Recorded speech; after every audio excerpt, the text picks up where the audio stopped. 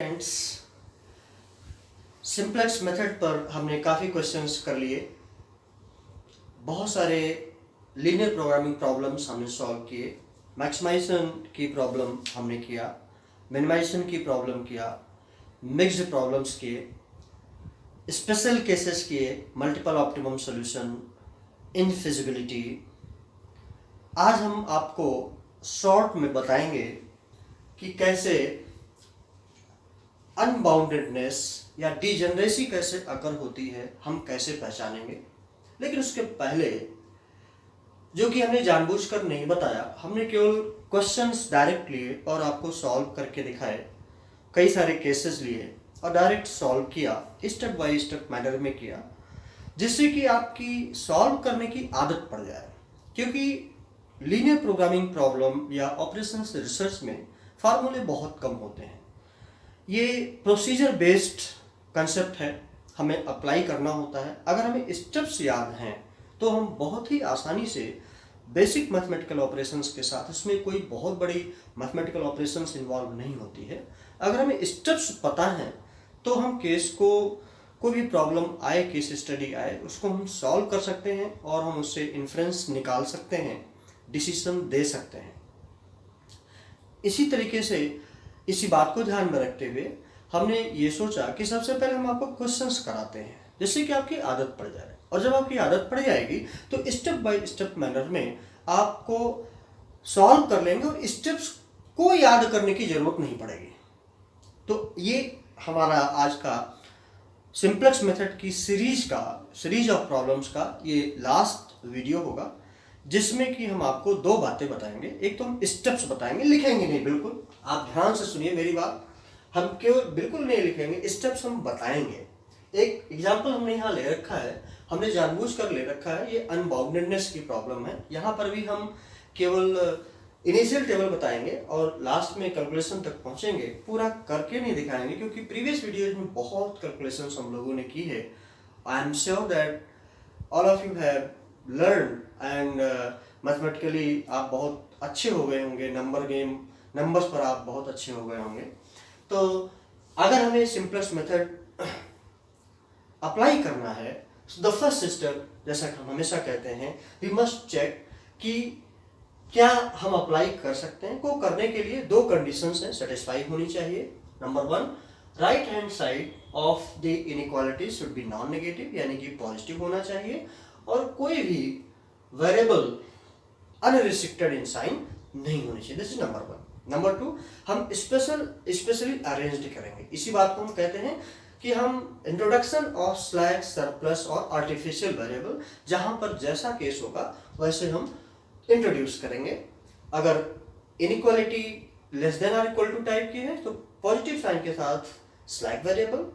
अगर inequality greater then और equal to type की है तो नेगेटिव साइन के साथ सरप्लस वेरिएबल, एंड जितने ही सरप्लस वेरिएबल्स होंगे उतने ही आर्टिफिशियल वेरिएबल्स पॉजिटिव साइन के साथ हम डालते हैं। फिर हम बेसिक या इनिशियल टेबल बनाते हैं, जिसमें कि प्रॉफिट और प्रोग्राम कॉलम होता है। बेसिक रीजन, ये थर्ड पॉइंट मैं आपको बता रहा हूँ। कांस्टेंट रियल वेरिएबल्स हम लिखते हैं, जो रिक्वायर्ड सरप्लस, सेलेक्ट या आर्टिफिशियल वेरिएबल्स हैं उनको हम लिखते हैं। और हम जेडजे कैलकुलेट करते हैं। ये हमारा सीजे लिखते हैं हम, ऑब्जेक्टिव फंक्शन, जिसको हम कंट्रीब्यूशन पर यूनिट बोलते हैं। Z J per unit, Z J is per unit profit contribution, यानी एक एक यूनिट में हमारा प्रॉफिट का कितना कंट्रीब्यूशन है। और अंत में हम जेडजे माइनस सीजे हर एक टेबल के लिए निकालते हैं, जिसमें कि ये हम देखते हैं कि पर यूनिट इंप्रूवमेंट इन पर यूनिट प्रॉफिट कंट्रीब्यूशन कितना हुआ। जेडजे माइनस सीजे की ही वैल्यूज को देख करके हमें फोर्थ स्टेप में जेडजे माइनस सीजे की वैल्यूज हम देखते हैं कि जेडजे माइनस सीजे की सारी वैल्यूज, अगर मैक्सिमाइजेशन का केस है तो पॉजिटिव होनी चाहिए, अगर मिनिमाइजेशन का केस है तो नेगेटिव होनी चाहिए। कुछ बुक्स में या कुछ टीचर्स आपको बताएंगे कि सीजे माइनस जेडजे लीजिए। सो सीजे माइनस जेडजे लेने पर मैक्सिमाइजेशन के केस में सारी वैल्यूज नेगेटिव होनी चाहिए और मिनिमाइजेशन के केस में सारी वैल्यूज पॉजिटिव होनी चाहिए। अगर ऐसा है तो भी फिजिबिलिटी बनती है।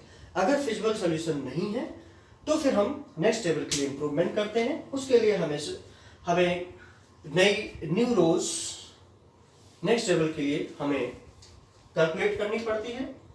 न्यू रो के लिए सबसे पहले हमें की एलिमेंट्स चाहिए, तो बार बार हम बताते रहे की element is that element which is common to key column and key row. The question is key column कौन सा है?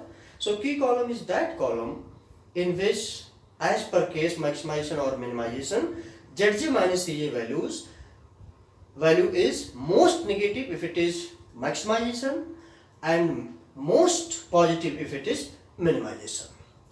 इस तरीके से की कॉलम डिसाइड करते हैं। उस की कॉलम के एलिमेंट्स को कांस्टेंट कॉलम के एलिमेंट्स को डिवाइड करके रेशियो मेंटेन करते हैं। रेशियो की वैल्यू जो बेस्ट लीस्ट नॉन नेगेटिव हो या लीस्ट पॉजिटिव कर सकते हैं वो की रो होती है। की रो और की कॉलम का जो वेरिएबल आता है उसको हम की एलिमेंट बोलते हैं। अब की एलिमेंट से हम न्यू रो हमने प्रीवियस वीडियो में दिखाया कैसे कैलकुलेट करते हैं, और रिप्लेसिंग रोज हम कैसे निकालते हैं। That is old row elements minus key element of that row multiplied by new row elements. और हम हर टेबल के बाद जब हम फिर टेबल बनाते हैं Zj minus Cj value check करेंगे, और ये हम तब तक करते रहेंगे, टेबल आइटरेशन में आती रहेंगे जब तक कि हमें सारी Zj माइनस Cj की वैल्यूज ना मिल जाए। तो ये तो हुआ प्रोसीजर की बात। अब हम एक केस लेते हैं जिसमें कि हम जैसा कि हमने कहा केवल इनिशियल टेबल हम लिखेंगे, पूरा नहीं लिखेंगे, और उस पर हम सॉल्व करते हैं, कोशिश करते हैं और देखते हैं कैसे अनबाउंडेड केस क्या होता है, अनबाउंडेडनेस हम कैसे पहचानेंगे। तो सबसे पहले यहाँ पर मैक्सिमाइजेशन का एक केस है, और जो कि आप देख रहे हैं दोनों inequality greater than or equal to type की हैं। तो सबसे पहले हमने चेक कर लिया राइट हैंड साइड पॉजिटिव है, वेरिएबल अनरिस्ट्रिक्टेड एंड साइन नहीं है। अब यहाँ पर हम स्पेशली अरेंज करते हैं इसको, maximum z is equal to 10x1 plus 20x2। यहाँ पर दो सरप्लस और दो आर्टिफिशियल वेरिएबल्स लगेंगे, so 0s1 plus 0s2 minus, ये मैक्सिमाइजेशन का केस है, so high degree of negative value ma1 minus ma2 and subject to constraints, so here 2x1 plus 4x2 plus here it is minus s1 plus 0s2 plus a1 plus 0a2 is equal to 16, and x1 plus 5x2 plus 0s1 minus s2 plus 0a1 plus a2 is equal to 15. x1, x2, s1, s2, a1, a2 greater than or equal to 0. इस तरीके से हमने लिख लिया। जैसा कि previous video जो आप रेफर करें तो हम वैल्यूज यहाँ लिखते हैं। सबसे पहले कंट्रीब्यूशन Cj मेंटेन करेंगे 10, 20, 0, 0. Now here minus m. Here we will write, because this is maximization case, so minus m, यहाँ पर minus m a1 16 and here 2 4 minus 1 0 1 0 minus m a2 15, here it is 1 5 0 minus 1 0 1। इस तरीके से ये हमने लिख लिया। अब जैसा कि हमने कहा कि हम कैलकुलेटेड वैल्यूज यहाँ पर रखेंगे केवल आपको ये दिखाने के लिए कि कैसे पता करेंगे कि ये अनबाउंडेडनेस का केस है कि नहीं।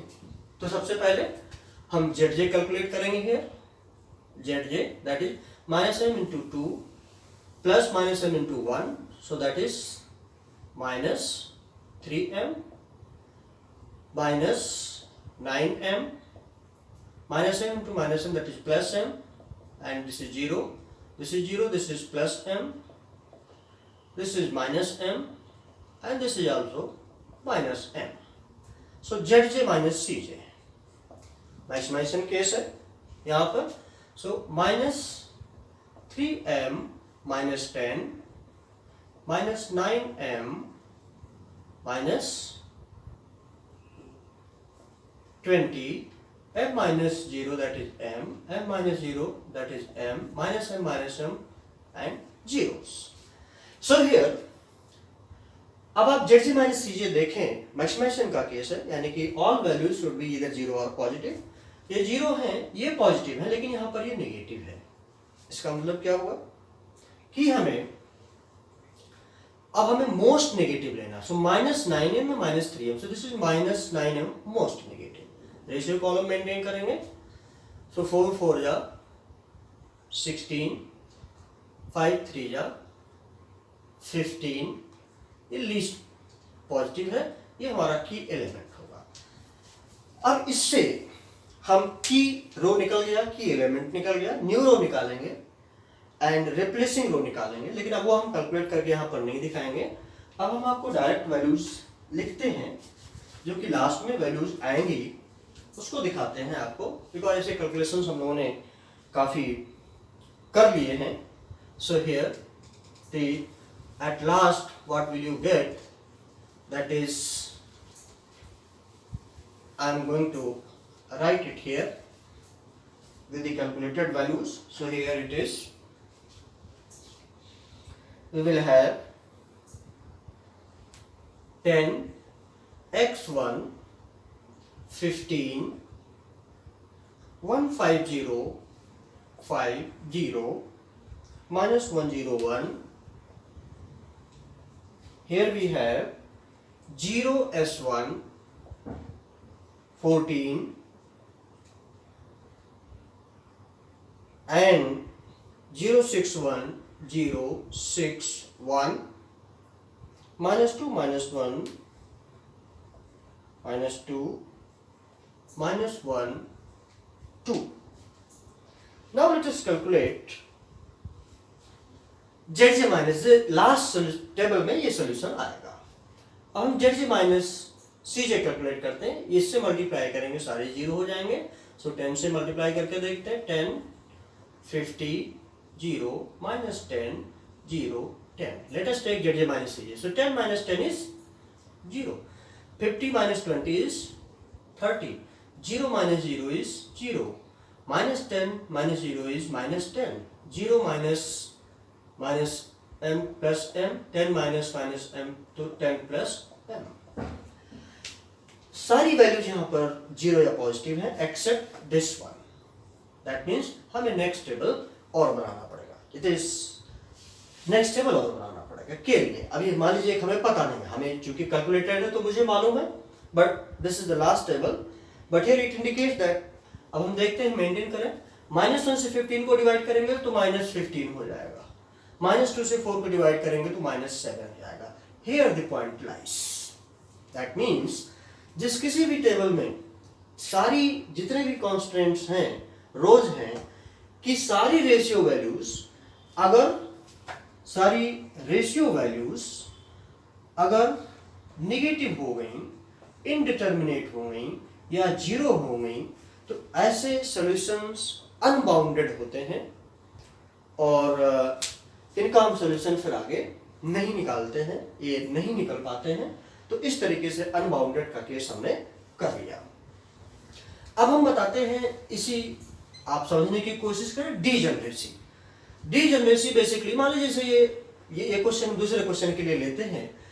मान लीजिए कि यहाँ पर हमारा for example so this is profit column, this is program, this is constant. मान लीजिए यहाँ पर कोई भी नंबर है 10, x1 15, so here 10, x2 0।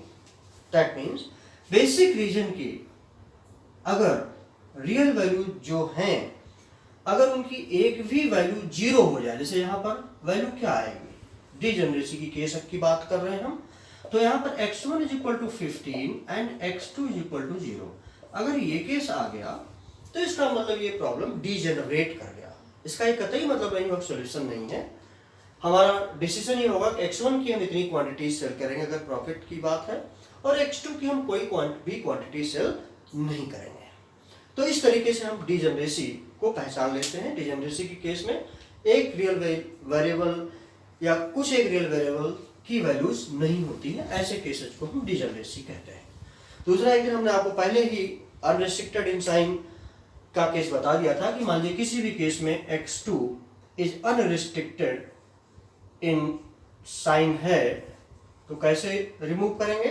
We will replace it x by the difference of two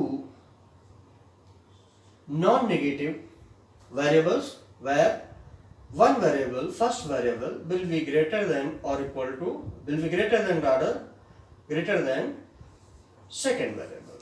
इस तरीके से हम रिमूव कर सकते हैं. So friends, I have from my side tried my level best to make you understand completely simplex method. और अगर इतना आपने समझ लिया, वीडियोस देख लिए, तो कोई भी आप सिंपलेस्ट मेथड की प्रॉब्लम्स आप अपने आप सॉल्व कर सकते हैं.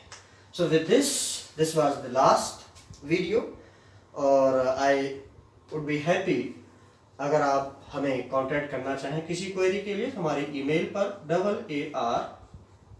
arclasses@gmail.com पर अपनी क्वेरीज भेज सकते हैं. Every day at 9 PM I will try to address your queries. Thank you for watching. Thank you very much. And please if you have liked it, so अगर आपको पसंद आया तो जरूर लाइक कीजिए, कमेंट कीजिए, शेयर करिए, सब्सक्राइब करिए. Thank you very much.